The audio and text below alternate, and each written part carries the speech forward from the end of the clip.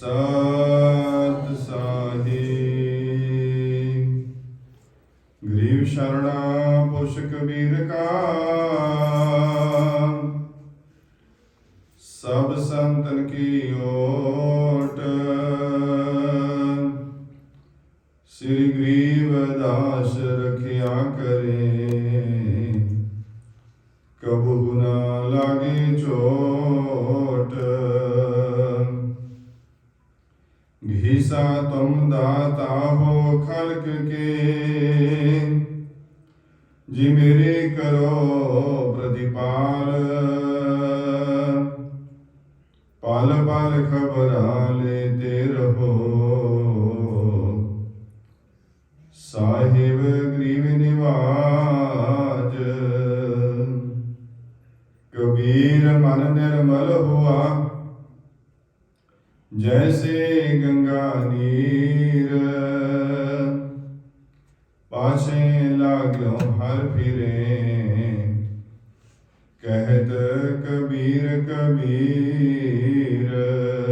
सतगुरां दे सन्मुख बराज रही गुरु प्यारे गुरु सवारी सत संगत जी, करो रसना नूं पवित्र उच्चारण करो जी। सत साहिब। अज सरद पूर्णिमा का पावन पवित्र दिहाड़ा है। भाव के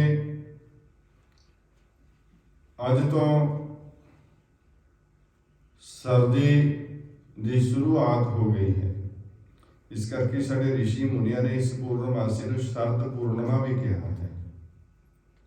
ते अज दे ही दिन जिस तरह के पहला भी दसते हाँ कि हरेक कोई पूर्णमासी नूं पूर्ण महापुरुष इस धरातल के उपर अवतार धारण करता है। अज की जो पूर्णमासी है साध संगत जी, अज के दिन भगवान वाल्मीकि जी महाराज जी का प्रगट दिवस है, प्रकाश दिहाड़ा है। आप संगत सारी संगत नूं महाराज के प्रकाश दिहाड़े की लख लख बधाई होवे जी। ऐसे त्रिकालदर्शी ऋषि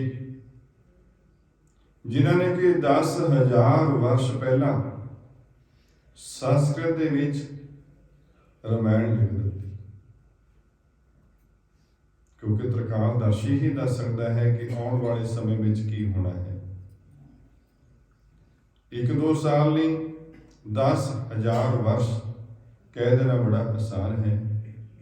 पहला ही भगवान रामचंद्र जी के जीवन काल दे विच की कुछ होना है, कित्थे अवतार होना है, किस दे घर होना है, किस जगह के उपर होना है, किस किस का उद्धार करना है, ये सारा ही कुछ भगवान वाल्मीकि जी ने 10,000 वर्ष पूर्व लिख दिता सी। ते ऐसे जो महापुरुष हैं संत आए कि इस जहान अंदर, क्योंकि संतां दा जिहड़ा जीवन है इस संसार दे विच जदों आते हैं, आप मुक्त मुक्त करे संसार, नानक तिस जन को सदा नमस्कार। ते ऐसे महापुरुषों तक नमस्कार करनी ही बनती है। आचार्य गरीबदास जी महाराज अपनी अमृतमय कल्याणकारी बाणी विच दस रहे हैं, उस समय का जिक्र किया जदों द्वापर दे विच पांडवां दे मन दे विच ख्याल आया कि असीं भी एक बहुत बड़ा यज्ञ करिए। तब भगवान नूं कहण लगे, महाराज मन दे विच एक संकल्प आया, जिवें तुहाडे मन दे विच भी विचार आता ना, चलो आपां सुखमनी साहिब दा पाठ करा लईए घर दे विच, गुरु ग्रंथ साहिब जी महाराज का प्रकाश करवा लईए घर दे विच, गुरमैन का, गीता का, बाइबल का कोई आपां सत्संग रख लईए घर दे विच। एक विचार मन दे विच आंदा है जो घर का मुखी होवे। फिर वो हौली हौली परिवारक मैंबरों तक विचार जाता है, ਪਰਿਵਾਰਕ ਮੈਂਬਰ ਫਿਰ ਸਹਿਮਤੀ ਪ੍ਰਗਟਾਉਂਦੇ ਹਨ ਕਿ ਠੀਕ ਹੈ, ਆਪਾਂ ਨੂੰ ਅਜਿਹਾ ਸ਼ੁਭ ਕਾਰਜ ਕਰ ਲੈਣਾ ਹੀ ਚਾਹੀਦਾ ਹੈ।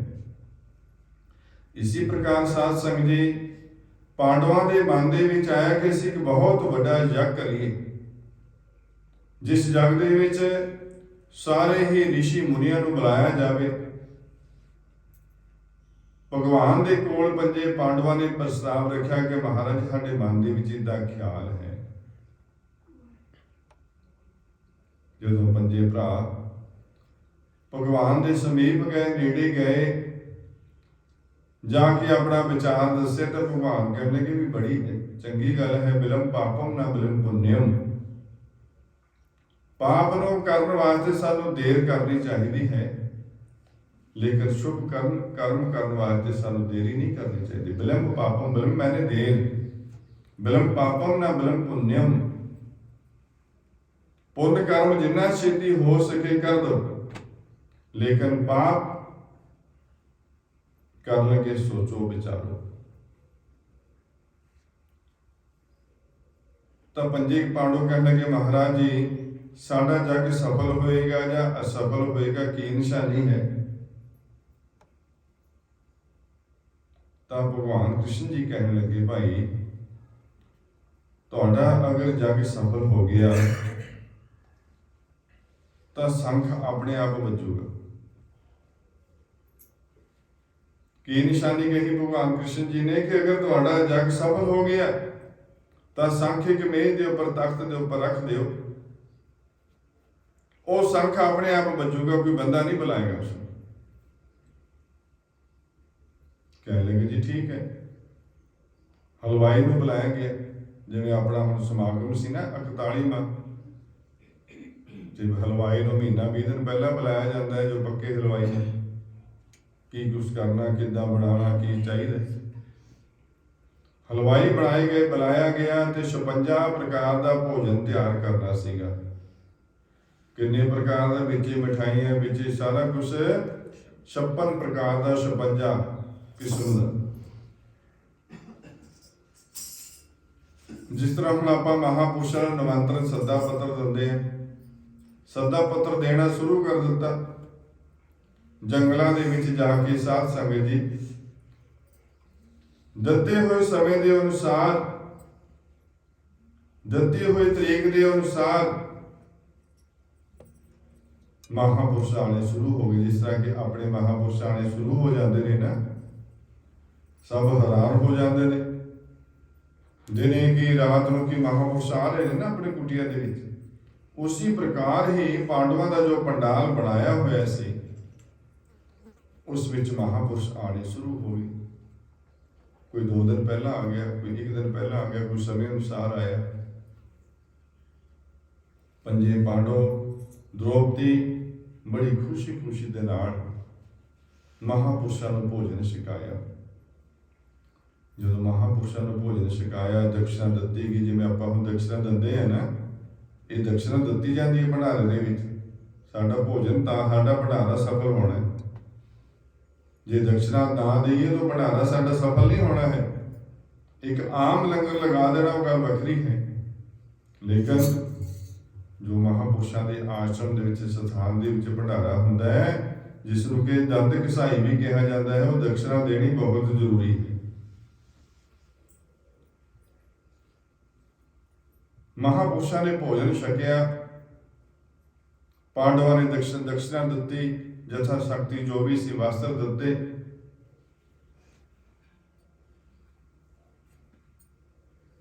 ਮਹਾਂਪੁਰਸ਼ ਆਪਣਾ ਭੋਜਨ ਪਾ ਕੇ ਜਾ ਰਹੇ ਨੇ, ਲੇਕਿਨ ਪੰਜੇ ਪਾਂਡਵਾਂ ਦੀ ਜਿਹੜੀ ਦ੍ਰਿਸ਼ਟੀ ਹੈ ਉਹ ਸੰਖ ਦੇ ਉੱਪਰ ਹੈ ਕਿ ਸਾਡਾ ਭੰਡਾਰਾ ਤਕਰੀਬਨ ਸਾਰੇ ਮਹਾਂਪੁਰਸ਼ਾਂ ਨੇ ਛਕ ਲਿਆ। ਮਹਾਂਪੁਰਸ਼ ਜਾਣੇ ਵੀ ਸ਼ੁਰੂ ਹੋ ਗਏ ਨੇ ਆਪਣੇ ਆਪਣੇ ਸਥਾਨਾਂ ਦੇ ਉੱਪਰ, ਇਹ ਸੰਖ ਨਹੀਂ ਵੱਜਿਆ। ਪੰਜੇ ਪਾਂਡਵ ਦ੍ਰੋਪਦੀ ਮਹਾਰਾਜ ਦੇ ਕੋਲ, ਭਗਵਾਨ ਕ੍ਰਿਸ਼ਨ ਦੇ ਕੋਲ ਹੱਥ ਜੋੜ ਕੇ ਖੜ ਗਏ। ਮਹਾਰਾਜ, ਤੁਸੀਂ ਤਾਂ ਕਹਿੰਦੇ ਸੀ ਕਿ ਜੇ ਜੱਗ ਸਫਲ ਹੋਇਆ ਸੰਖ ਆਪਣੇ ਆਪ ਵੱਜੇਗਾ, ਜਗ ਸਾਡਾ ਸਫਲ ਨਹੀਂ, ਇਹਦਾ ਮਤਲਬ ਹੈ ਜੋ ਸੰਖੇ ਨਹੀਂ ਵੱਜਿਆ ਹੈ ਸਾਧ ਸੰਗਤ ਜੀ। ਭਗਵਾਨ ਕਹਿਣ ਲੱਗੇ ਕਿ ਭਾਈ ਕੋਈ ਰੱਬ ਦਾ ਜਿਹੜਾ ਪਿਆਰਾ ਹੈ ਨਾ, ਕੋਈ ਰਹਿ ਗਿਆ, ਕੋਈ ਰੱਬ ਦਾ ਪਿਆਰਾ ਜ਼ਰੂਰ ਰਹਿ ਗਿਆ ਜੇ ਜੋ ਕਿ ਸੰਖ ਨਹੀਂ ਵੱਜ ਰਿਹਾ, ਸਾਡਾ ਭੰਡਾਰਾ ਤੁਹਾਡਾ ਸਫਲ ਨਹੀਂ ਹੋ ਰਿਹਾ ਹੈ, ਕੋਈ ਕਾਰਨ ਹੈ। ਇੱਕ ਮਹਾਪੁਰਸ਼ ਕਹਿਣ ਲੱਗੇ ਮੇਰੇ ਜੰਗਲ ਦੇ ਵਿੱਚ ਇੱਕ ਮਹਾਪੁਰਸ਼ ਰਹਿੰਦੇ ਹਨ, ਉਹ ਨਹੀਂ ਆਏ, ਉਹ ਨਹੀਂ ਪਹੁੰਚੇ। ਤਾਂ ਭਗਵਾਨ ਕਹਿਣ ਲੱਗੇ ਭਾਈ ਬੁਲਾ ਕੇ ਲਿਆਓ ਉਹਨਾਂ ਨੂੰ ਵੀ। ਹੁਣ ਮੰਨ ਲਓ ਆਪਣੇ ਭੰਡਾਰੇ ਵਿੱਚ ਕੋਈ ਚੀਜ਼ ਹਲਵਾਈ ਦੀ ਘਟ ਜਾਵੇ, ਮੈਡੀਸਨ ਘਟ ਜਾਵੇ, ਤਾਂ ਆਪਾਂ ਤੇਜ਼ ਸਪੀਡ ਵਾਲੇ ਬੰਦੇ ਨੂੰ ਭੇਜਦੇ ਨਾ ਕਿ ਛੇਤੀ ਜਾ ਕੇ ਛੇਤੀ ਲਿਆਵੇ, ਸਮਾਂ ਹੈ। ਤਾਂ ਉਸ ਸਮੇਂ ਅਰਜਨ ਨੇ ਭੀਮ ਦੀ ਡਿਊਟੀ ਲਗਾਈ ਕਿ ਜਾ ਫਟਾਫਟ ਭੱਜ ਕੇ ਜਾ, ਫਲਾਣੇ ਜੰਗਲ ਵਿੱਚ ਇੱਕ ਮਹਾਤਮਾ ਬੈਠੇ ਹਨ ਜਿਨ੍ਹਾਂ ਦਾ ਨਾਮ ਵਾਲਮੀਕ ਹੈ, ਜਾ ਕੇ ਵਾਲਮੀਕ ਜੀ ਦੇ ਅੱਗੇ ਪ੍ਰਾਰਥਨਾ ਕਰੋ, ਉਹਨਾਂ ਨੂੰ ਲੈ ਕੇ ਆਓ। ਤਾਂ ਸਾਧ ਸੰਗਤ ਜੀ ਧਿਆਨ ਨਾਲ ਸੁਣਨਾ ਹੈ। ਕਹਿਣ ਲੱਗੇ ਭੀਮ ਦੇ ਵਿੱਚ 10,000 ਹਾਥੀ ਜਿੰਨਾ ਬਲ ਸੀ। ਭੀਮ ਬੜੀਆਂ ਬੜੀਆਂ ਡਿੰਗਾਂ ਭਰਦਾ ਹੋਇਆ, ਦੌੜਦਾ ਹੋਇਆ ਮਿੰਟਾਂ ਸਕਿੰਟਾਂ 'ਚ ਉਸ ਜੰਗਲ ਵਿੱਚ ਪਹੁੰਚ ਗਿਆ। ਤਾਂ ਵਾਲਮੀਕ ਜੀ ਮਹਾਰਾਜ ਭੋਜਨ ਪ੍ਰਸ਼ਾਦ, ਤੁਸੀਂ ਇੱਕ ਤਾਂ ਆਪਣੇ ਚਿੱਪੀ ਪਈ ਹੈ ਨਾ, ਚਿੱਪੀ ਦੇ ਹਾਫ ਭਾਗ ਨੂੰ ਖੱਪਰ ਕਿਹਾ ਜਾਂਦਾ ਹੈ, ਖੱਪਰ ਦੇ ਵਿੱਚ ਭੋਜਨ ਛਕ ਰਹੇ ਸੀ। ਵਾਲਮੀਕ ਜੀ ਦੇ ਆਸ਼ਰਮ ਵਿੱਚ ਜਦੋਂ ਭੀਮ ਸੈਨ ਗਿਆ, ਜਾ ਕੇ ਲੱਗਿਆ ਮਹਾਰਾਜ ਤੁਹਾਨੂੰ ਨਹੀਂ ਪਤਾ ਅਸੀਂ ਜੰਗ ਕੀਤਾ, ਅੱਜ 56 ਪ੍ਰਕਾਰ ਦਾ ਭੋਜਨ ਬਣਾਇਆ, ਤੁਸੀਂ ਇੱਥੇ ਹੀ ਬੈਠੇ ਹੋ। ਚਲੋ ਬੜੀ ਹੰਕਾਰ ਵਾਲੀ ਭਾਸ਼ਾ ਦੇ ਵਿੱਚ ਬੋਲੇ।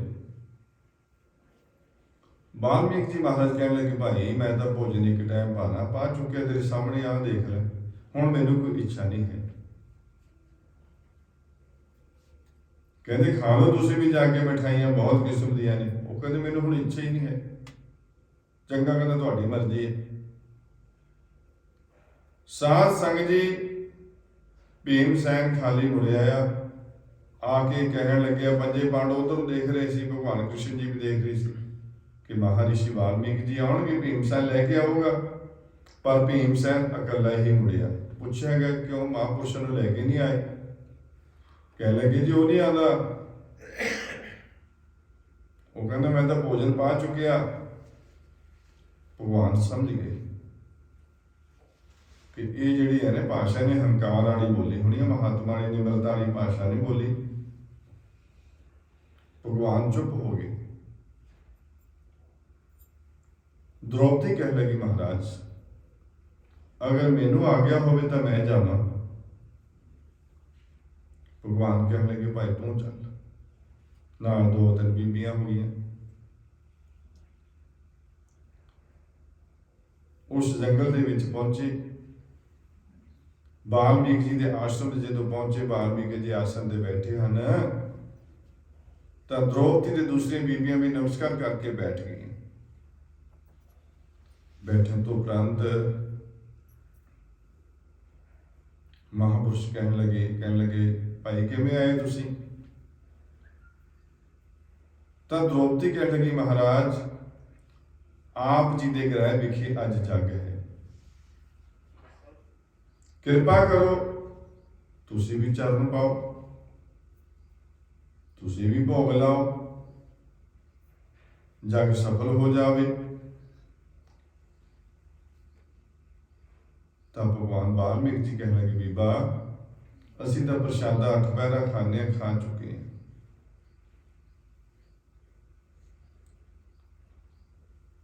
तो द्रौपदी कहने लगी महाराज ठीक है खा चुके हो, पर मैनू एक जग का फल दवो। तुहाडी बाणी है संत मिलन को चालिए, तज माया अभिमान, ज्यों ज्यों पग आगे तरे कोटे ही जग समान। कदे किसी रब के प्यारे को मिलने जाने हो ना, दो चीज़ों का त्याग करके जाना करो। तज माया अभिमान, हंकार छड़ दो कि मेरे पास बहुत जायदाद है, बड़ी प्रॉपर्टी है। त्याग करके जाना है कि मैं बहुत बड़ा ऊंची कुल का मालिक है, बहुत बड़ा मेरे को ओहदा है। निम्रता के नाल जाना है। महाराज जी ये तुहाडी ही बाणी उच्चारण की हुई है। मैं किन्ने कदम चल के आई है, तुसी क्या है, ज्यों ज्यों पग आगे दरे कोटे ही जग समान। एक कदम का करोड़ा जग जिन्ना फल मिलता है, भगवान मैनू एक ही दे दे। इतिहास दसदा है कि भगवान वाल्मीकि जी नाल चल पे पहुंच के उस पंडाल दे विच जिथे जग चल रहा सी पांडवां दा, पंगत दे विच बैठ के जिथे पट्टी लगी हुई सी, खपर हथ में सी, रसगुल्ले वाला आया वो भी खप्पर विच, गुलाब जामुन आया वो भी खप्पर विच, दाल सब्जी वो भी खप्पर च, क्योंकि होर महात्मा तो सब जा चुके थे। सिर्फ केवल ते केवल भगवान वाल्मीकि जी ही उत्थे बैठे सन। पंजे भरा, छेवीं द्रौपदी देख रही है कि प्रसाद छकणगे, संख बजेगा। हुण तां कोई होर रब दा प्यारा रहे ही नहीं भोजन तो बिना। लेकिन जदों सारा ही कुछ खप्पर विच पवा लिया, मिठा भी खट्टा भी, तो द्रौपदी के मन में ख्याल आया कि किदां दा फकीर है, इनू खाण का भी चज नहीं। ये सब कुछ मिठा फिक्का लूण वाला एक ही जगह पवा रहे, इनू खाण का पता नहीं है। मन में ख्याल आ गया। हुण उहदा तरकावदर्शी सी। जो द्रौपदी के मन में इदां दे ख्याल आए तो महात्मा जी को भी पता लग गया कि मेरे प्रति की सोच रहे हैं। भोजन छकिया, संख फिर नहीं बजिया। पंजे पांडव, द्रौपदी बड़ी निराश हो गई कि बड़ी उम्मीद सी कि एक रब का प्यारा रह गया इसी भोजन छकण तो बिना। हुण तां उहने भी भोजन छक लिया, हुण भी संख नहीं बजिया, की कमी रहेगी। 6 मैंबर भगवान कृष्ण के कोल गए, कहते महाराज संख का हुण भी नहीं बजिया, की गल हुई, यह जी की गलती हो गई। कहने लगे द्रौपदी, जदों ऋषि वाल्मीकि जी प्रसादा छक रहे सी, भोजन पा रहे सी, तेरे मन से कोई ख्याल आ रहा सी? क्योंकि वो भी द्वापर चुगदे अवतार सन भगवान कृष्ण। दस, कहते हाँ जी ख्याल आया सी। की ख्याल आया सी? कहते मैं सोचती सी फकीर किदां दा, मिठा भी विच पवा लिया, नमकीन दाना सब्जियां भी खप्पर विच पा लिया, उन्होंने मिला के खा रहा है। इसनों खाण दे भी सुरूर नहीं है, खाण का भी पता नहीं है। कहने लगे द्रौपदी मन दे विचों कढ़ दे, मन को निर्मल कर। कबीर मन निर्मल हुआ, जैसे गंगा नीर, पाछे लागे हर फिरे, कहत कबीर कबीर। द्रौपदी ने बुरे विचार मन चों कढ़े थे भगवान वाल्मीकि जी के चरणों च नमस्कार की। जदों ही नमस्कार की तां संख बजना शुरू हो गया, जिसनों के आचार्य गरीबदास जी अपनी वाणी दसते हैं, संतों की महिमा निश्चल अंक, वाल्मीकि का बाजया शंख।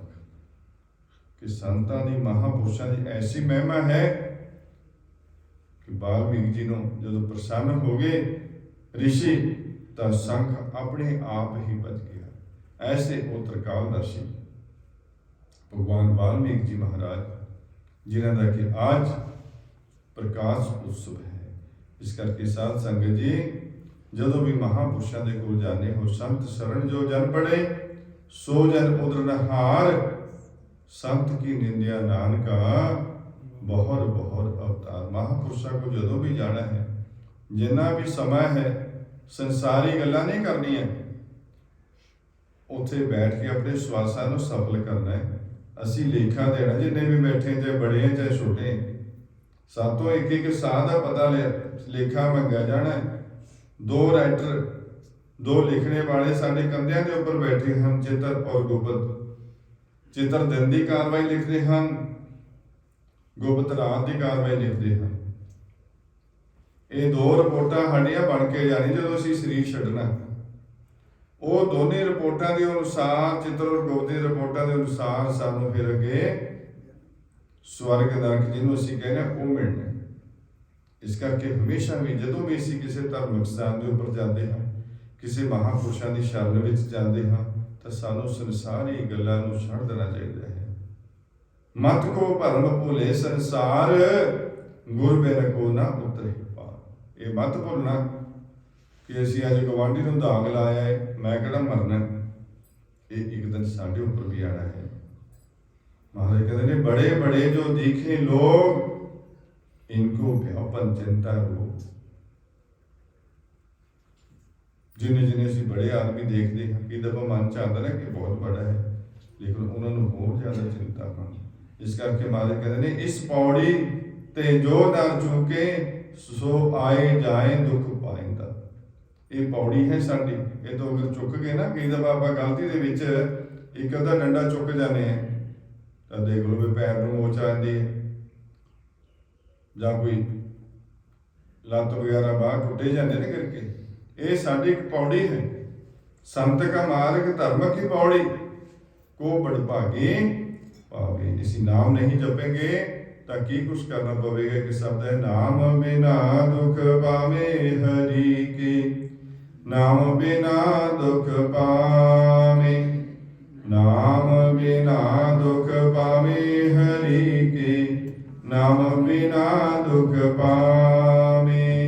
ਤੇਲੀ ਕੇ ਘਰ ਬੈਲ ਬਣੇਗਾ, ਤੇਲੀ ਕੇ ਘਰ ਬੈਲ ਬਣੇਗਾ, ਦੁਗਣਾ ਭਾਰ ਲਜਾਵੇ ਹਰੀ ਕੇ, ਨਾਮ ਬਿਨਾ ਦੁਖ ਪਾਵੇ, ਨਾਮ ਬਿਨਾ ਦੁਖ ਪਾਵੇ ਹਰੀ ਕੇ, ਨਾਮ बिना दुख पावे।